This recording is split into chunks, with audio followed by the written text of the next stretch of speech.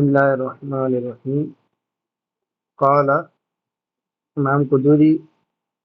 فرماتے ہیں ومن باع عبدا علی انہ خباز او کاتب، جس نے غلام کو بیچا علی انہ خباز، اس شرط پر کہ وہ خباز ہے، روٹی پکانے والا ہے یا باورچی کہہ لیجیے، او کاتب، یا وہ کاتب ہے، رائٹر ہے، وکان بخلافہ، اس نے اس شرط پر بیچ دیا کہ بھئی یہ جو میں بیچ رہا ہوں یہ کاتب ہے یا باورچی ہے، روٹی پکانے والا ہے، پھر نکلا اس کے برخلاف، جیسی شرط تھی اس کے برخلاف وہ نکلا.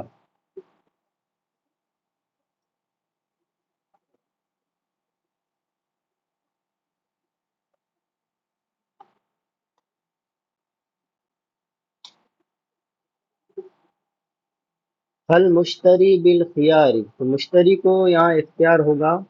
ان شاء اخذہ بجمیع الثمن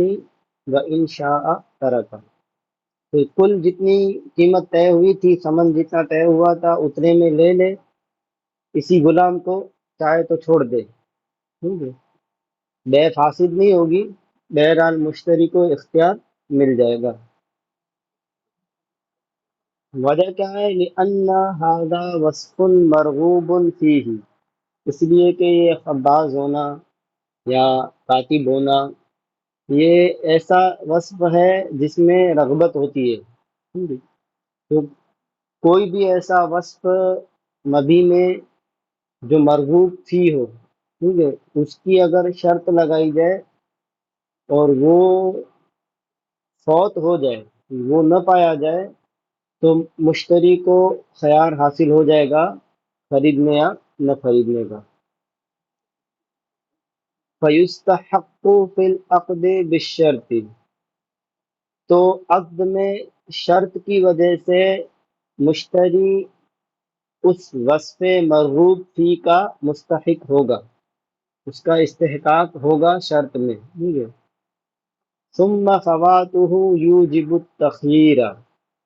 پھر اس کا فوت ہو جانا تخییر کو یعنی خیار دینے کو لازم کرے گا. یعنی اگر پھر وہ وصف مرغوب فی نہ پایا گیا تو اختیار لازم ہو جائے گا مشتری کے لیے. کیوں؟ لِأَنَّهُ مَا رَضِيَ بِهِ دُونَهُ،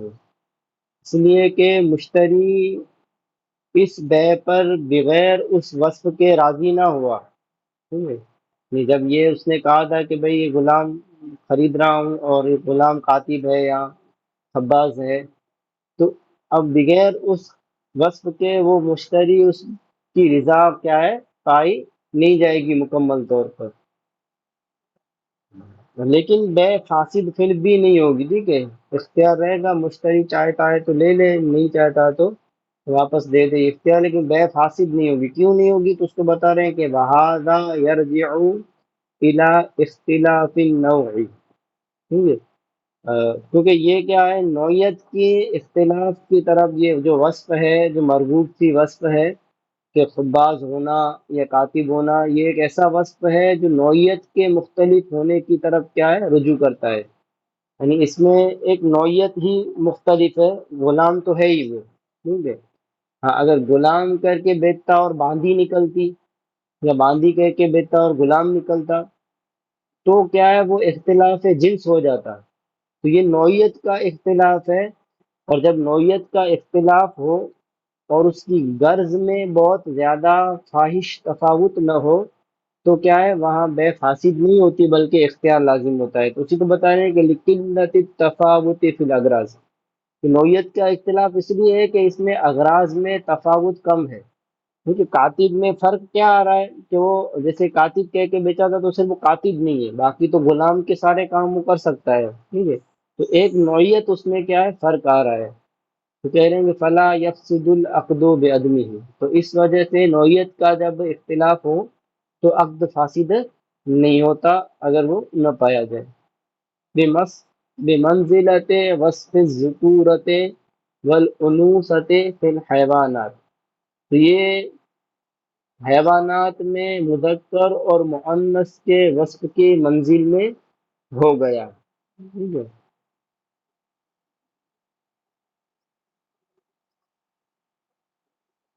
جیسے جس طرح سے اگر حیوانات میں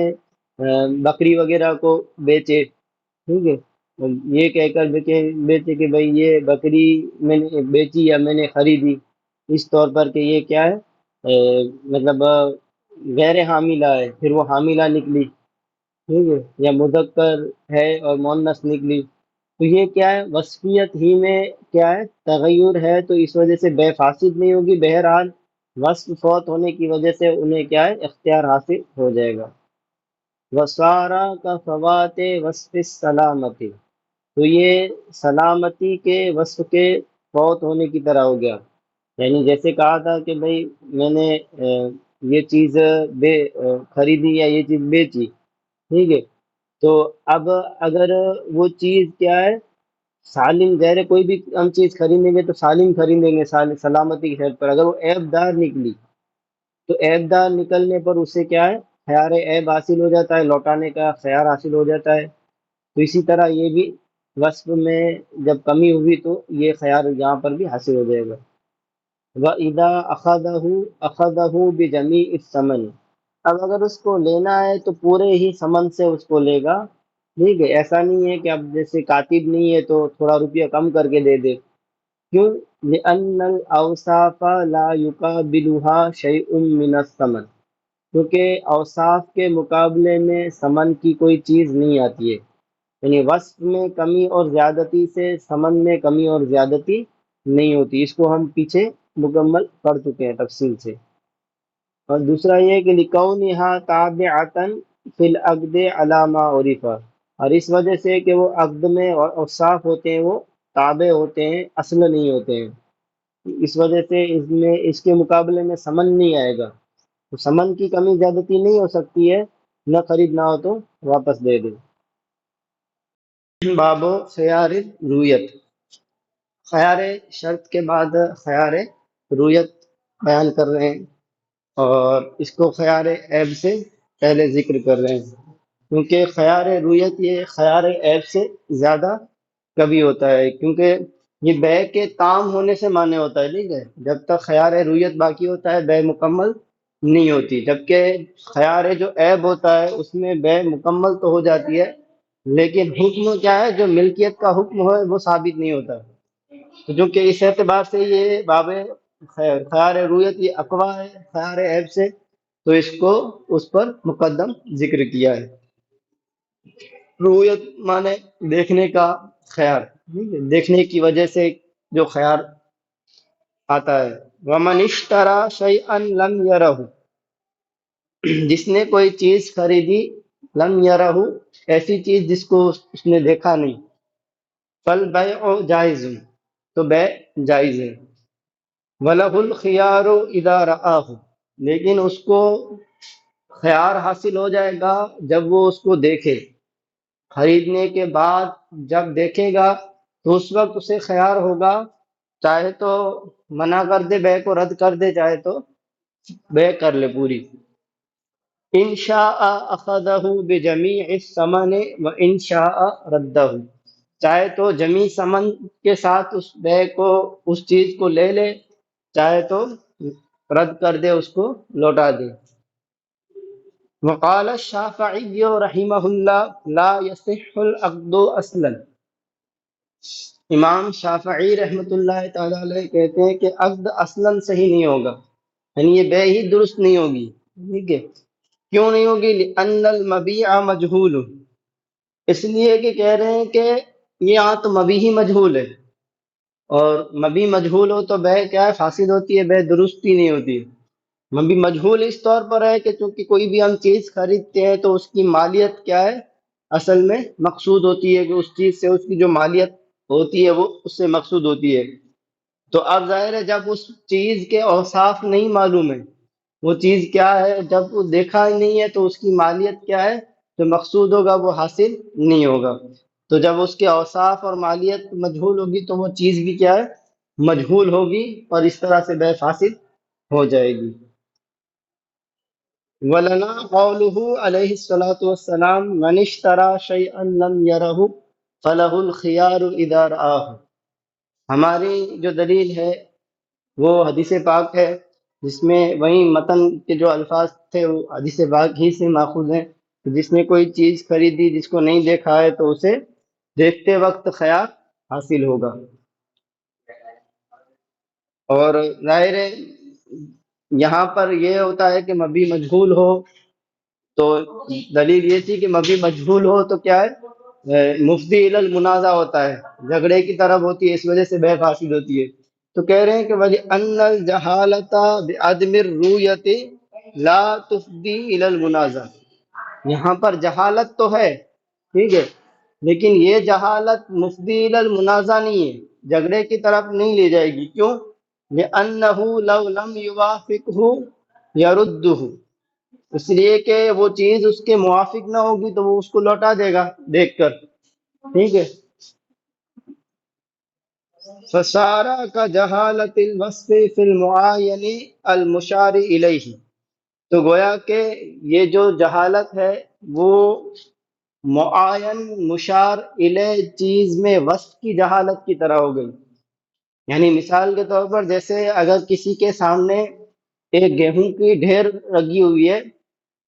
گیہوں اس کو دکھ رہا ہے اور اس کی طرف اشارہ کر کے کہہ رہا ہے کہ یہ میں نے خریدا اتنے میں، ٹھیک ہے. تو اب لیکن یہ پتہ نہیں ہے کہ یہ گیہوں کتنا کلو ہے یا کتنا کفیز ہے، تو اب یہ کیا ہے بے جائز ہے، ٹھیک ہے. تو اسی طرح یہاں پر بھی یہ کیا ہے، اگرچہ وصف میں جہالت تو ہے، لیکن یہ وصف میں جہالت کیونکہ جس طرح سے اس گیہوں کی ڈھیر میں جو کہ جہالت ہونے کے باوجود بھی چونکہ یہ مفضی الی المنازع نہیں ہے، لہٰذا یہاں پر بھی کیا ہے یہ مفضی الی المنازع نہیں ہوگا اور یہ بے درست ہوگی. وَقَضَى إِذَا قَالَ رَضِيتُ ثُمَّ رَآهُ لَهُ أَن يَرُدَّهُ. اسی طرح جب کوئی چیز اس نے دیکھی نہیں تھی، جو چیز اس نے خریدی ہے، لیکن دیکھتے وقت یہ کہا تھا کہ رضیتُ، یعنی میں نے یہ چیز خریدی اور یہ چیز جیسی بھی ہو اس پر میں راضی ہوا، ٹھیک ہے. یہ رضیتُ کا لفظ بھی استعمال کیا ہو.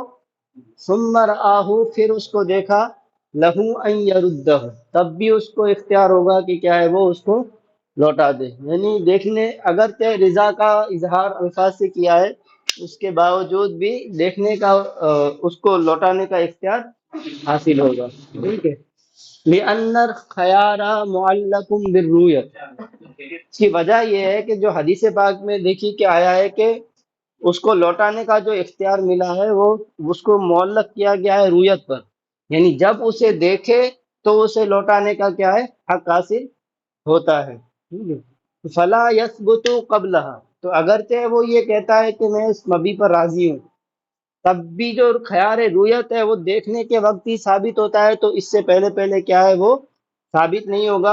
اور یہ کیا ہے خیار رویت باقی رہے گا جس کی وجہ سے وہ مبی کو لوٹا سکتا ہے. اب یہاں پر آگے جو وہ حق الفسخ ہے وہ ایک اعتراض ہے، اس کا جواب دے رہے ہیں. اعتراض یہ ہے کہ جب آپ یہ کہہ رہے ہیں کہ رویت سے پہلے یہ خیار ثابت نہیں ہوتا ہے، ٹھیک ہے، تو اگر رویت سے پہلے یہ خیار ثابت نہیں ہوتا ہے تو یہ بے کو فسخ کر دے تو بے تو فسخ ہو جاتی ہے. تو جب خیار ثابت نہیں ہوا ہے تو بے فسخ کیسے کر سکتا ہے؟ تو اس اعتراض کا جواب دے رہے ہیں کہ حق الفسخ قبل الرؤیت بحکم انہ عقد غیر لازم. تو جو بے کو یہ فسخ کرنے کا اس کو اختیار ملتا ہے وہ اس لیے نہیں ہے کہ وہ خیار کی وجہ سے بے فسخ کر رہا ہے، بے کو ختم کر رہا ہے، بلکہ یہ بے جو یہ ہوئی ہے وہ لازم ایسا عقد ہے جو لازم نہیں ہے، ٹھیک ہے. خیار کی وجہ سے چونکہ عدم رویت کی وجہ سے یہ عقد ہی کیا ہے غیر لازم ہے، تو غیر لازم عقد کو کیا ہے بغیر رویت کے بھی بغیر دیکھے بھی فسخ کیا جا سکتا ہے. لا بمقتضی الحدیث، نہ کہ حدیث کے مقتضا کی وجہ سے کیا ہے یہ فسخ کا اس کو حق حاصل ہے. تو جو یہ فسخ کر سکتا ہے وہ عدم رویت غیر عقد کا جو غیر لازم ہونے کی وجہ سے ہے، نہ کہ حدیث کے مطابق ہے.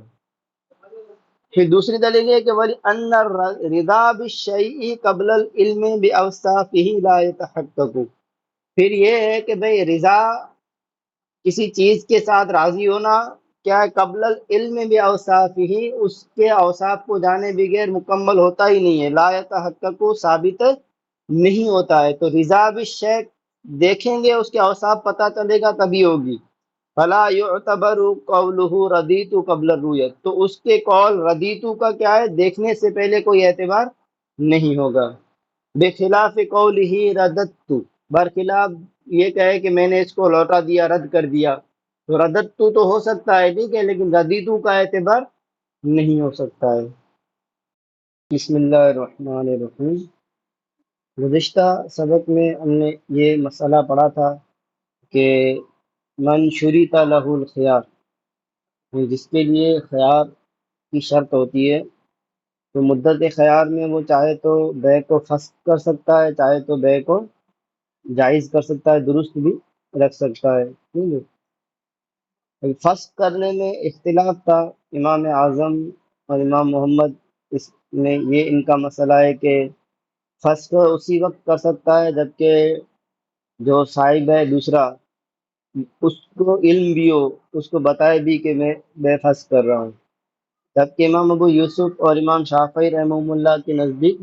بغیر ان کے حضور کے، بغیر ان کے علم کے بھی بے فسخ کر سکتا ہے۔ ان کی دلیلیں ہم نے پڑھی تھیں۔ امام ابو یوسف کی دلیل یہ تھی کہ بھائی سامنے والا جو ساتھی ہے اس نے جب خیار دیا ہے تو گویا خیار کا مطلب ہی یہ ہوتا ہے کہ چاہے تو بے فسخ کر دینا، چاہے تو کیا ہے بے کو جائز کر دینا، خیار کا تو یہی مطلب ہوتا ہے۔ تو سامنے والے نے کیا ہے اختیار دیا ہی ہے بے فسخ کرنے کا، تو جب دیا ہے تو اب دوسری بار اس کو بتانے کی کوئی حاجت نہیں رہتی ہے ٹھیک ہے۔ اور جیسے اجازت میں نہیں ہوتی ہے، تو یہ ایک دلیل انہوں نے بیان کی تھی، جبکہ طرفین کی دلیل یہ تھی کہ بے کے اجازت میں تو دیکھیے کوئی حرج نہیں آتا ہے ٹھیک ہے، کیونکہ جس کے لیے خیار نہیں ہے، من لا خیار لہو ہے، جس کے لیے خیار نہیں ہے وہ تو پہلے سے ہی بے مکمل کر چکا ہے۔ اب خیار والا اگر بے کی اجازت دیتا ہے، بے مکمل کرتا ہے، تو یہ تو اور اچھی بات ہے، کام پورا ہو گیا جو عقد کیا تھا انہوں نے۔ لیکن فسخ کرنے میں کیا ہے، یہاں ضرر ہے۔ فسخ کرنے میں ضرر اس طور پر ہے کہ بائع کو اگر خیار ہوگا، مشتری کو پتہ نہیں ہوگا کہ بے فسخ کر دیا، اور اگر وہ چیز استعمال کر لے تو اسے قیمت کا تاوان دینا پڑے گا، اور کبھی کبھی ثمن سے زیادہ قیمت ہوتی ہے اس کی۔ اور اگر مشتری کو خیار ہو اور بائع یہ سمجھے کہ بھئی اس نے بے جائز کر دی ہے اور مشتری نے بے فسخ کر دی ہو، ظاہر ہے کچھ چیزیں ایسی ہوتی ہے کہ ان کو ایک مخصوص وقت میں بیچنا پڑتا ہے تو اس کی صحیح قیمت ملتی ہے، اور وہ وقت نکل جائے اور مشتری دوسرا تلاش نہ کر سکے، بائع مشتری دوسرا تلاش نہ کر سکے، تو اس میں ضرر کا امکان ہے۔ اس لیے کیا ہے کہ جو صاحب ہے، جو ہے جس کے لیے خیار نہیں ہے، اس کو بتانا ضروری بتایا، جیسے وکیل کو معزول کرنا ہوتا ہے ٹھیک ہے، تو وکیل کو معزول کرنے کے لیے موکل کو اس کو بتانا پڑتا ہے تبھی وہ معزول ہوگا۔ اب یہاں سے آگے اگلا مسئلہ بتا رہے ہیں، اسی کے ساتھ چل رہا ہے۔ بخلاف الاجازت، برخلاف بے کے اجازت دینے کے، بے کو جائز کرنے کے، کیوں؟ لأنہ لا الزام فیہ، کیونکہ اس میں تو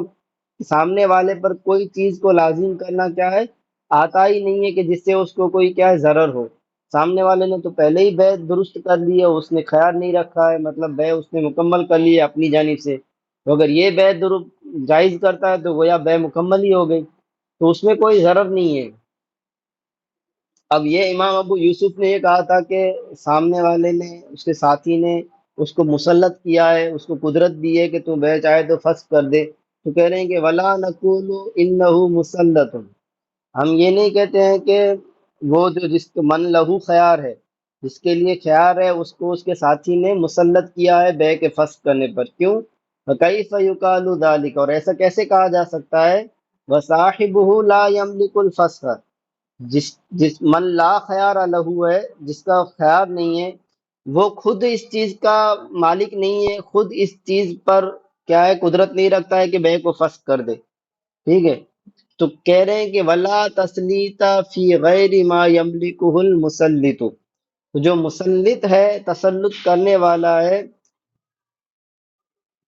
تو جس چیز کی وہ کیا ہے ملکیت نہیں رکھتا ہے، اس کے اس میں کیا ہے وہ دوسرے کو کیسے مسلط کر سکتا ہے. ولو کانا فسخا فی حال غیبت صاحبہ. اب یہاں سے دلیلیں مکمل کرنے کے بعد ایک اور بات بتا رہے ہیں کہ ولو کانا فسخا فی حال غیبت صاحبہ، کہ اگر اس کے صاحب کی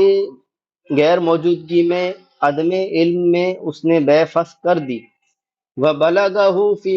فی المدت، لیکن اس کو مدت خیار ہی میں یہ بات پتہ چل گئی، اس کو علم ہو گیا، تم الفسخ لحصول العلم بھی، تو چونکہ اب معلوم ہو چکا ہے تو کیا ہے بے مکمل، اچھا یہ فسخ کرنا یہ کیا ہے مکمل ہو جائے گا. ولو بلغه بعد مضی المدت تم العقد بمضی المدت قبل الفسخ. اور اگر اس کو بعد میں پہنچا،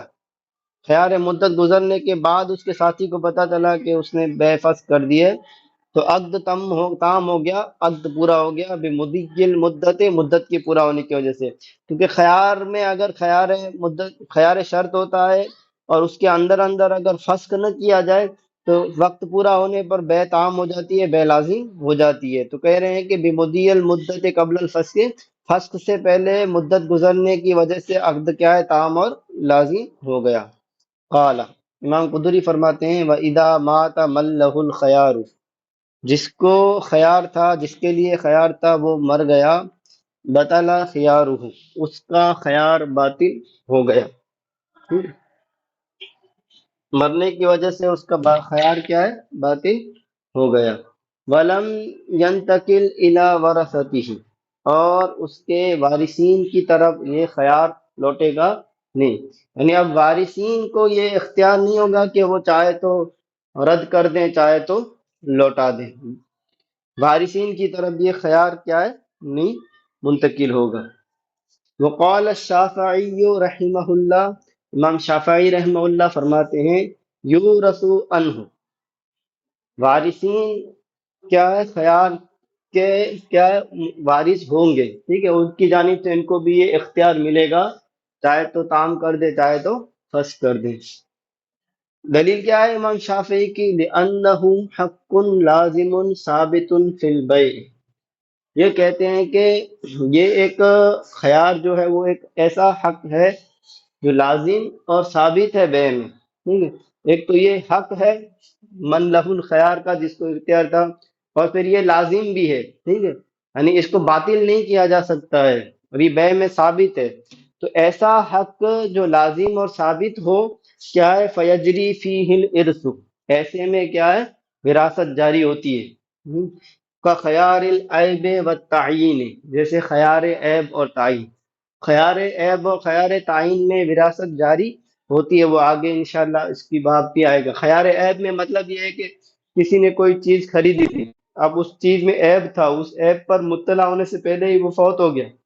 تو اب ان کے وارثین کو یہ حق ہوگا کہ وہ اس عیب پر مطلع ہونے کے بعد چاہے تو چیز لوٹا دے یا چاہے تو نقصان جتنا آئے اتنا پیسہ واپس لے لیں، ٹھیک ہے. وارثین کو بھی اس طرح تعین ہے، جیسے کوئی دو چیزیں خریدی تھی اور یہ کہا تھا کہ بھئی ان میں سے کوئی ایک میں لے لوں گا اور دوسری واپس کر دوں گا، تو یہ کیا ہے مرنے والے نے متعین کر یہ اس سے پہلے پہلے کیا ہے وہ فوت ہو گیا، تو وارثین کو متعین کرنے کا حق حاصل ہوگا، وراثت اس میں جاری ہوگی. تو یہ کہہ رہے ہیں کہ خیار شرط میں بھی اسی طرح کیا ہے وراثت جاری ہوگی. وَلَنَا أَنَّ الْخِيَارَ لَيْسَ إِلَّا مَشِيَّةً وَإِرَادَةً، ہماری دلیل یہ ہے کہ بھئی خیار ایک مشیت اور ارادہ ہے، ٹھیک ہے. خیار ایک مشیت یعنی ایک ارادہ ہے، یہ مشیت یعنی ایک چاہنا، ایک دل کا کیا ہے مطلب ایک